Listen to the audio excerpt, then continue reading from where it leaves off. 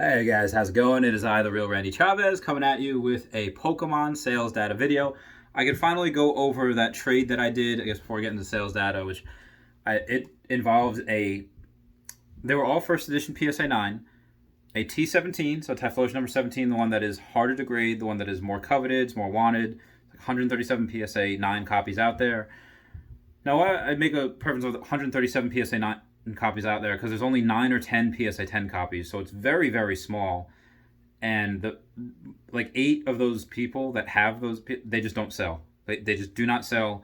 And even the one that might be able to sell, so they have a $17,000 offer and they're not taking it for the 10. So the fact that the 9, the regular price, which I set, that was sold for 2,500, and again, it was sold it to a guy in the UK, so they had to pay a premium because they had to pay the shipping costs after Brexit. So figure around 3K for all things considered. That price is based off of the price of the 10. One, there's a lot of T17s out there. There's a couple out there now. People are listening for like $4,000, and I'm not saying that they're not worth it because I think they are. But that price point of the 9 is based off the last 10 that sold. 10 meaning the PSA 10, which sold for $10,000. Now you have an offer for $17,000 that nobody's been taking. That offer's been there for like a month, maybe 2 months. So let's say the next one sells for $20,000. That PSA 9 gonna go right through the roof. Yeah, and that I just traded. And normally I wouldn't trade that because I was my only one left. I sold another one. Again, that one was for the 2,500. But this one was hard to do. So that one and the big three. So in Neo Genesis, there is 2 Typhlosions, 2 Feraligatrs, and 2 Meganiums. This guy knew what he wanted. He wanted the good stuff. He wanted the T17, the better of the two. Feraligatr number 5, better artwork. It's rarer, harder to grade, more coveted than Feraligatr number 4. And he wanted Meganium number 10.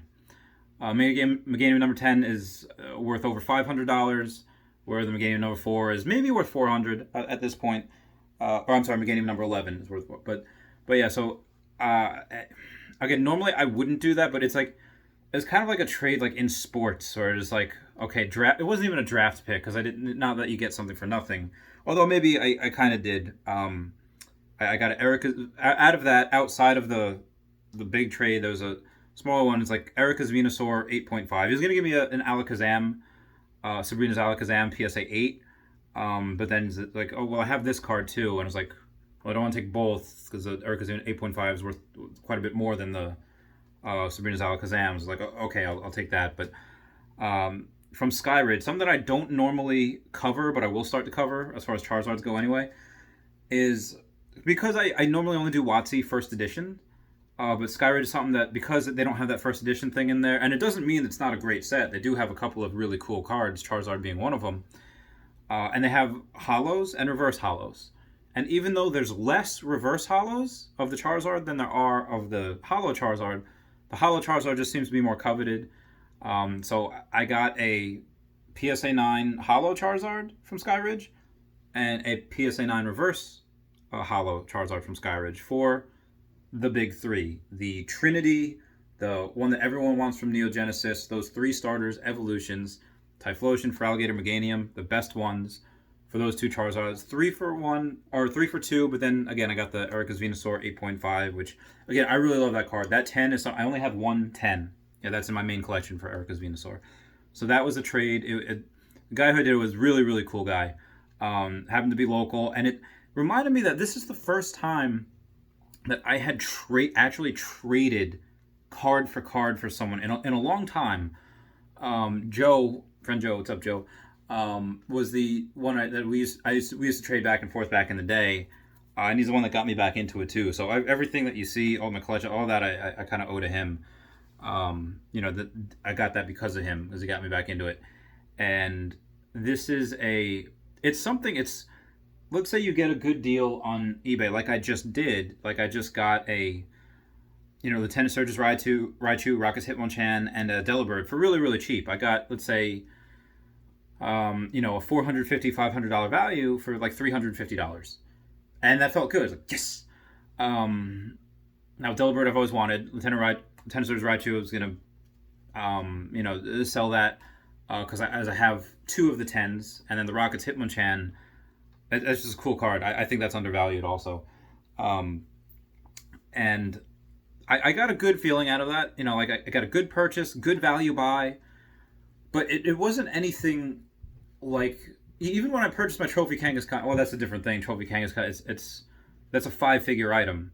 Very very. It was emotional because I had to pay $10,000 to get it, but it was that was like when you get a card like that, you're just like you're in a club. You're in a club that just doesn't. It's a really cool club to be in, and you don't get like recognition for it. You don't get just like notoriety, or maybe you do a little bit within the community, but it's not like you get becoming like an Eagle Scout and everyone's like, oh wow, really cool. It's not like from when I was in the military and people are just like, oh, thank you for your service, and I still don't know how to answer that question. I was like, appreciate the support, but trading with someone, it gives you a feel like it takes you back. It takes you back to where you were kids, and I felt like a kid again. I felt like, for those of you that aren't on the East Coast, especially in New York, New Jersey, Long Island, when Hurricane Sandy hit in 2012, a lot of us were without power. Without power, cell phone towers were out. We couldn't really call or text. The only way to see our friends in 2012 during Sandy was to actually walk or ride our bikes to a friend's houses and knock on the door. And for those of you that are too young to remember, that's what we did before like the 2000s, before we got cell phones. That's just what we did in the 90s. We just knocked on people's doors and just like, oh, is Frankie home? Can you come out and play? And that type of feeling is not something that you get very often. So to be able to, and that's what I attribute this to, trading with someone brought me back, because it's someone that I don't know if anyone really got into this for the money. You get into this because you love the hobby. You love the feeling that it gives you and the nostalgia that it gives you. And having that back that was a better feel than, sitting in my very, very, very limited time off. Really sacrificing sleep for in bed playing video games. And I love that. But this is like, oh, you're doing it with another person.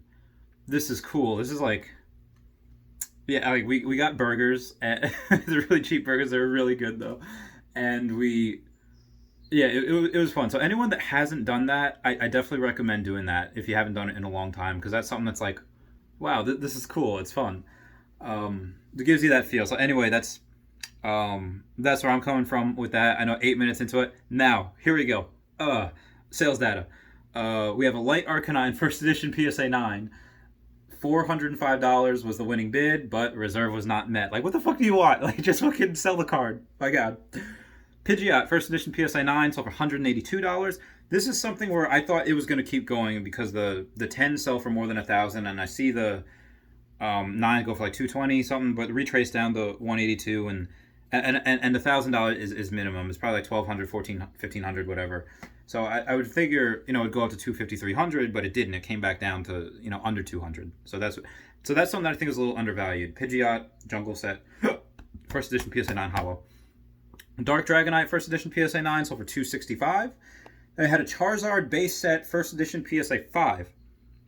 Top 3 bids on this were $4,000, $4,500, and $4,550. That is something that is pretty fuck. I remember when you get the 9 for that. My God, and now a 5. So yeah, the guy who I did the trade with has a First Edition Charizard PSA 7. And I was like, whoa, what did you buy that for? I forget what he told me. It was like a couple grand, but now it's worth like $7,000, $6,700. And that's the 7. That's after this. That was before this sold. So this $4,550 sell, you're gonna have a 6 sell for 55. Yeah, the 7 I think is worth probably $7,000 right now. That's my take on it. Steelix First Edition PSA 9 sold for $117 from Neo Genesis. Yamna from Neo Genesis First Edition PSA 9. Top 4 bids were $310. That was me. $400, $438, and $443 was the winning bid. I still think that is undervalued because that is something, same thing, very, very, very low pop rate for the 10. You don't see the 10s that often. And when I saw it, it was like $220. Like, what? All right, let me just throw something three. And again, I don't have a lot of money right now, so I threw the 310 out there, and that was winning up until like the last 7 seconds. And I was like, I was like, oh, all right, so that's what's happening. But yeah, that's still undervalued. I minimum $500 card, probably minimum like $800 card. Like this should be double, in my opinion. Okay, I don't have that card, but I want it. Dark Scizor first edition PSA 10 sold for $845. Raichu first edition PSA 9 from the Fossil set sold for $117. Then we have Brock first edition PSA 9 sold for $177. I think that is undervalued because that 10 goes for so high. That should be minimum $250 card in my opinion. I have one. Do I have two? I think I have one. Dark Blastoise first edition PSA 9 sold for $325. Before we go any further, so I took pictures of those cards, those Crystal Charizards, and I immediately went right to the bank because I kind of have a rule that anything over $1,000, I don't really keep at the house. It was pot luck that I had the T17 here. Like the other T17 that I had was in the bank, but this one I had in my house. But so I brought the Rockets Mewtwo to the bank also because recently that card sold. Even though I bought it for $850, that card sold for $1,300, I think. Actually, I should have it in here. That missed the Rockets. Yeah, Rockets Mewtwo. Oh, that was the 9, sold for $325. There was another one. I forget what it was, but anyway, anything over $1,000, and I recommend that as well. Definitely ask if it's temperature controlled, as the security of the place for any type of thing that you're going to get a safety deposit box at the bank. And I don't have a really good system to be able to tell which is good or which is bad. Like, again, you kind of have to see for yourself. But again, it's a bank. Those are pretty secure. At least they're in New York anyway. So we have an Espeon, first edition PSA 10 from Neo Discovery. It was listed at like $3,300, and then they sent out like a 5% off, $2,950. Someone scooped that up right away. Then we had a Misty's Gyarados first edition PSA 9, so for $150. So undervalued. We've seen Misty's Gyarados PSA 9 sell for $220, $250. So the fact that this is, and the 10 right now, and the 10 is undervalued as well. But the 10 is that current bid is $620. There's still time to go on it, but I knew getting it for $450, $500. So I have like 2 or 3 of them right now outside of my main collection. I knew those were severely undervalued, so I bought a bunch of them. And then as this one was on sale, again, a 500 sold, and now this is above 600. So I knew I was right. Prices are definitely going up for that. Blaine's Charizard first edition PSA 9. The top 5 bids, 811 was me. 819, 1,000, 1,100, and $1,125. And if you can get any Blaine's Charizard PSA 9 under $1,000, score. Next time I see, I'll just boom, drop 1,000 right there. And obviously I'll be outbid, but that's and I don't do that to like shill bid. Like if I want to, like I'm not like shill. I feel like shill bidding is when you bump up the price, and then you don't pay. No, you do it from fake. No, like if I want to do that to like bump up the price, I'll pay for it. Like I'm paying. Like if I will immediately go out the gate on like a Blaine's Charizard first edition PSA 10 because I haven't seen one go for auction in a while. 2 trains of thought. I would sit back and just see the market, see which ones, because if you outbid like super early, some people that would have bid at a lower rate or at a lower price just get discouraged and they just don't bid at all. So you don't really get to see the data by doing that. But for Blaine's Charizard, if I see that go $2,500, that's my first bid. First edition PSA 10. That's it. Because if I get it for that price, holy shit, that is a steal. But yeah, $1,125 was the sale for that. That did not. There's not a record price point. It's just another data point that's above that 1,100. We have a T17, speaking of the devil, first edition raw. This one also came with a Cyndaquil and a Quilava. They were both raw as well. This guy I would have given a 7 to an 8. That would have been my grade, but sold for $405. And then another T17 first edition raw. A lot of scratching. I would have given it a 4 or a 5, but it still sold for like $100. It was the starting bid was $100 or best offer, and as soon as someone bid that, the person just all right, I'm just Maybe the person just needed the money because I think that could have got more.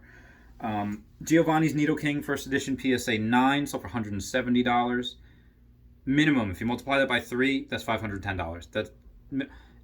That should be 5 and then so 350, $850 card, $835 card, $850 card. And that's why I have a few, and I'm actually winning this other auction with like $400. There's like 4 hours left, so I'm gonna make sure to try to get that. I know I want to pay that credit line down to be able to get that Misty's Golduck, but Misty's, let's say I were to get a card, let's say Giovanni's Persian, because Giovanni's Persian hasn't been that erratic with the prices, and I get that $2,500. I do think that's undervalued. I think that should be, yeah, that you're getting $2,500. Let's say I resell it for $4,000 in like 6 months. Not that I would not do that because I love that card. I'm not gonna sell it. Yeah, you're making $1,500. But if I buy, let's say 5 Giovanni's Nidokings for the same price, $500 each, $2,500, and they go up to $900, so 4 and 5, 2,000. All right, yeah, it's about the same thing. I make a little bit more, but with a little bit more work. Yeah, I guess there's no wrong way to invest or make. There are wrong ways, or no. There are ways that are not as efficient to invest in Pokemon, but again, buy what you like. I happen to like this card. I think it's really undervalued. Anything Giovanni is just so cool. Dark Charizard First Edition PSA 10. This was listed, I think, yesterday or today, and I didn't expect it to get. It listed for $2,800, and I was like, oh, maybe someone will get it for like $2,500 or whatever. But no, that was bought up right away. It must have been a really good copy because I was bought up right away. Shining Steelix First Edition Raw. The back was really good. Would be on that probably 8 or I would say a 9 for the back. The front had I don't want to say a print line because it wasn't just across the hollow. It was this way. It was vertical.